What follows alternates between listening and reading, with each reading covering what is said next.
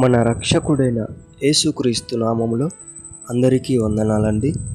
ఈరోజు దేవుని మాటలు కీర్తనల గ్రంథము 90వ అధ్యాయం 1వ వచనం.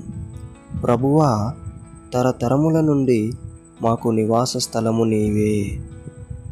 ప్రియ దేవుని బిడ్డలారా, మన నివసిస్తున్నటువంటి ఇల్లు మనకు ఎప్పుడు కూడా శాశ్వతము కాదు. మనం నివసిస్తున్నటువంటి మన ప్రదేశము కూడా శాశ్వతము కాదు. మన దేశము కూడా శాశ్వతము కాదు.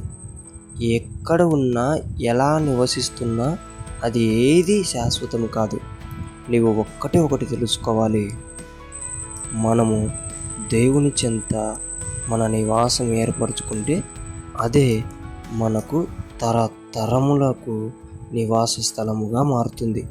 కాబట్టి ప్రియ దేవుని బిడ్డలారా, తాత్కాలికమైన నివాస స్థలము పైన మనస్సును తొలగించుకొని తరతరములను మనల్ని నివాస స్థలముగా మార్చే ఆ ప్రభువును హత్తుకొని జీవిద్దాం. ఆయన మేలులు పొందుకుందాం. దేవుడి మాటలను దీవించునుగాక. ప్రార్థించుకుందాం. దేవా, మీకు వందనాలు, స్తోత్రాలు. మేము నివసిస్తున్నటువంటి ఏది కూడా శాశ్వతము కాదయ్యా.